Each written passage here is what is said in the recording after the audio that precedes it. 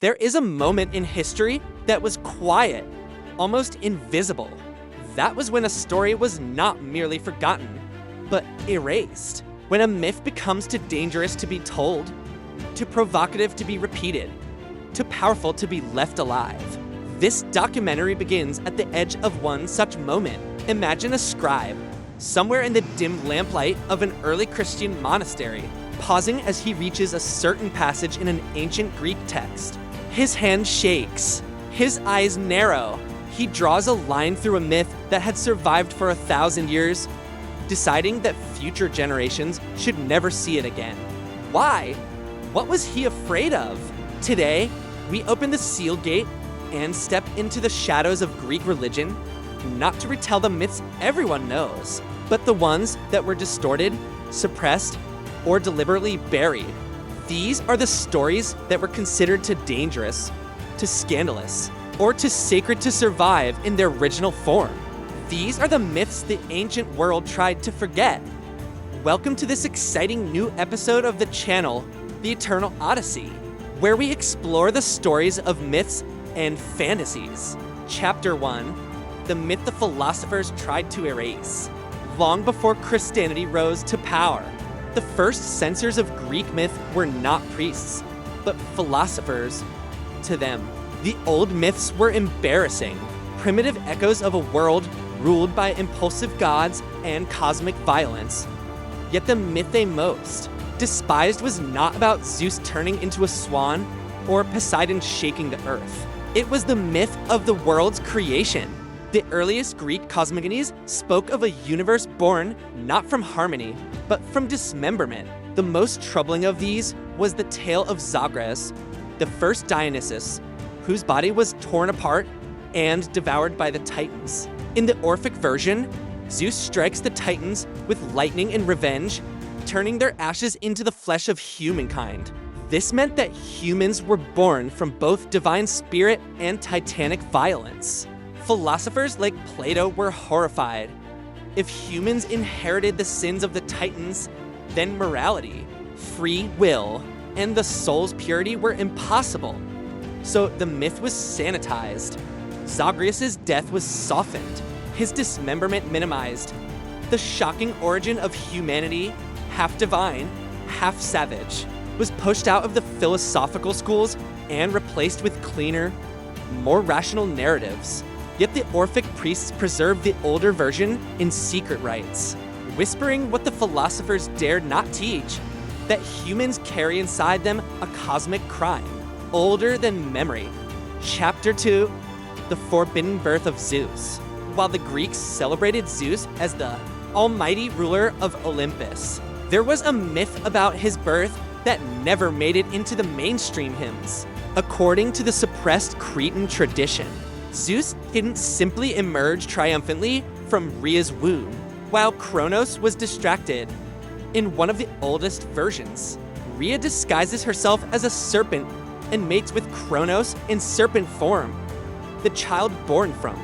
This reptilian union was Zeus. Also serpent-bodied, wrapped in divine coils, the cult of Zeus Mylichios, the honeyed serpent, preserved this imagery. But mainstream Greek religion crushed it. A god who was part serpent was too foreign, too primal, too reminiscent of older Near Eastern deities. Later poets transformed the story, replacing the serpentine imagery with a more palatable birth in a cave on Crete. The serpent form of Zeus became a whisper, a marginal footnote, surviving only in secret rituals. The Greeks wanted Zeus to be king, not a creature. So the serpent king was cast away, leaving behind only fragments that hint at a stranger, older gods slithering beneath Olympus's polished marble. Chapter 3, the lost goddess the Greeks tried to forget. In the early days of Greek religion, before the Olympian order settled over the land, there was a primordial goddess who ruled over death, prophecy, and the night sky. Her name was Nyx. The poets feared her. Even Zeus, in the Iliad, trembles before her ancient power. Yet, there is a myth, almost completely erased, where Nyx dethrones Zeus temporarily. In this forbidden tale, preserved only in obscure scholia, Nyx's son Hypnos puts Zeus to sleep. The gods panic. Control of Olympus falters, and Nyx herself rises to assert dominion, reminding the gods that she is older than all of them. Later generations of scribes cut this myth down or eliminated it entirely. To them, Zeus could not be humiliated, even briefly. A goddess older than order itself, capable of overpowering the king of gods, threatened the carefully curated hierarchy of Greek religion. But the myth survives in whispers, hints that the Greeks once believed night itself ruled the cosmos, and Zeus was only a passing monarch in an older, darker kingdom. Chapter 4, The Blood Rite of Artemis. Artemis, the goddess of the hunt, is often imagined as a serene protector of wildlife and maidens. But there was a side of her cult that historians deliberately buried for centuries. On the island of Tenedo, Artemis demanded a ritual that came dangerously close to human sacrifice. Young boys had their throats grazed with a sacred knife, their blood offered to the goddess to ensure fertility and protection. The myth behind this ritual tells of a young prince, whom the goddess struck down for violating her sacred grove. His blood, they believed, transformed the island's soil into fertile land. The official Greek tradition softened the story, turning the boy's death into a poetic accident or divine misunderstanding. But older inscriptions reveal that Artemis once accepted blood, real blood, as her due. When Christianity swept across the Mediterranean, these stories were erased or rewritten to portray Greek religion as barbaric and immoral. What no one admitted was that the censorship had begun long before Christ, by Greeks who wished to sanitize their own divine traditions. Chapter 5, The Myth of the God Who Died Before He Was Born. Among all Greek myths, none were more aggressively suppressed than the stories of Dionysus' death and resurrection. To the Greeks, gods were immortal.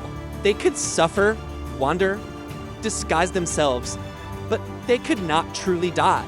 Yet the Orphic tradition insisted that Dionysus was dismembered by the Titans as a child.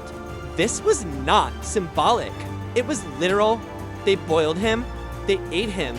Only his heart survived, rescued by Athena, from which Zeus regenerated him. This was not merely shocking. It resembled foreign mystery religions, particularly those of the Near East, where gods died and were reborn. Greek priests disliked the comparison. Philosophers hated the implication that a god could be vulnerable. Later Christian scribes found the myth threateningly similar to their own theology. So the myth was fractured into fragments. In public, Dionysus became the cheerful god of wine. In secret, he remained the god who had been killed and returned. The myth's censorship did not erase its power. Instead, it buried the story deep within mystery rites, where initiates whispered of a god whose rebirth promised salvation, a concept the official Greek religion could not tolerate. Chapter 6, The Silenced Myth of Athena's Shadow. Athena, goddess of wisdom, was the pride of Athens, calm, rational, and invincible. Yet, there was a myth so controversial it was nearly exiled from Greek memory. The oldest. Traditions claimed that Athena was not simply born from Zeus's head. She was the reincarnation of a cosmic mother he destroyed. This mother was Metis, goddess of wisdom and deep thought. When Zeus swallowed Metis, he was attempting to prevent a prophecy that her next child would overthrow him.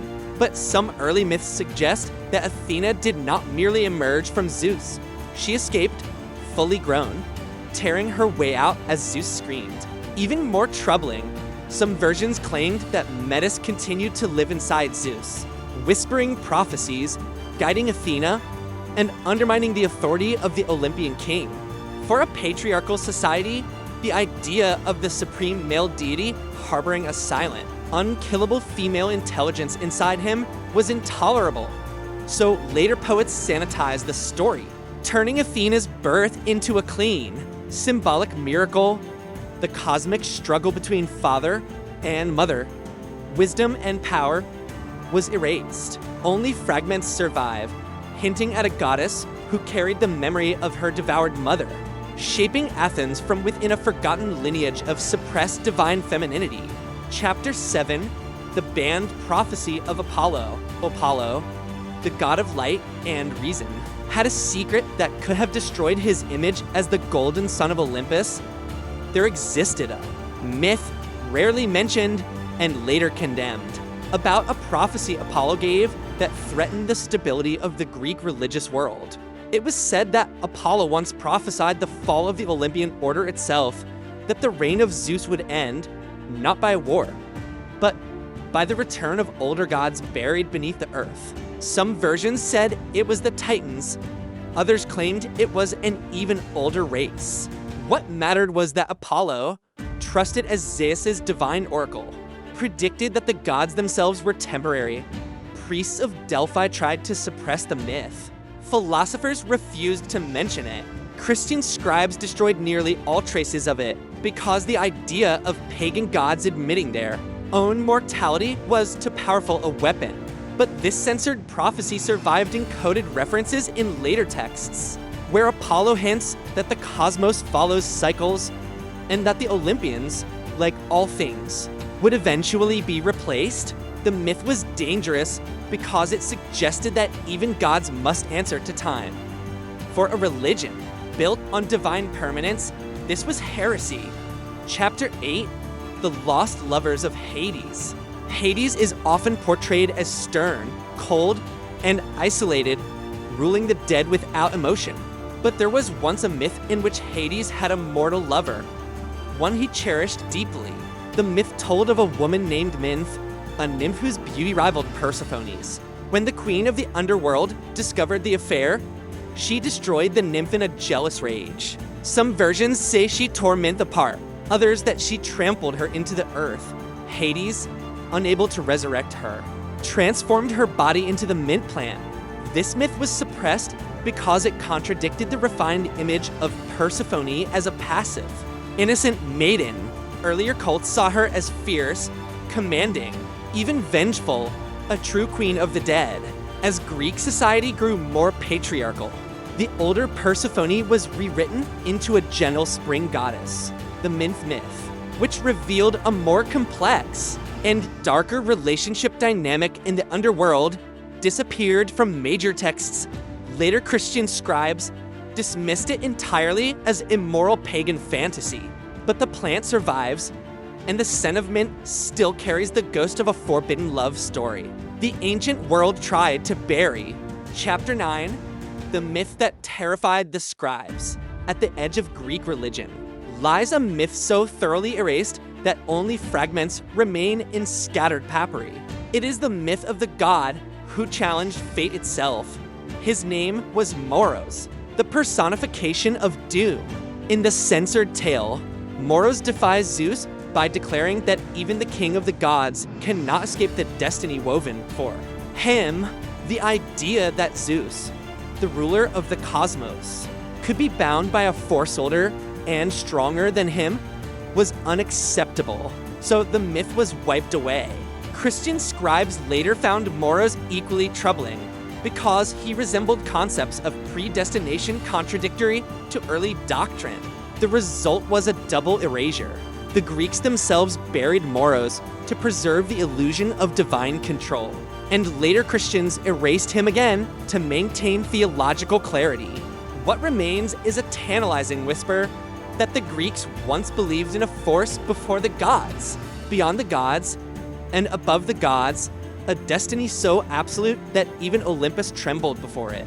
Chapter 10, the last myth they couldn't kill. Finally, we arrive at the myth that survived despite every attempt to destroy it. The myth of Prometheus, the titan who stole fire and gave it to humankind. The Greeks tried to suppress it because Prometheus made Zeus appear tyrannical. Philosophers tried to reinterpret it because Prometheus gave humans autonomy and power. Christians tried to erase it because Prometheus resembled a savior figure who was punished for bringing enlightenment to humanity. But the myth persisted because every culture needs a rebel, every age needs a light bringer, and every person secretly believes that some gifts are worth suffering for. The myth of Prometheus is the story of a god punished for loving humanity too much. That was a dangerous lesson for the ancient world, and perhaps it still is. If these lost, censored, and forbidden myths stirred your curiosity and pulled you deeper into the hidden chambers of ancient Greece, then let this journey continue. Like, share, and subscribe. So together, we can keep uncovering the stories the ancient world tried to silence. Thank you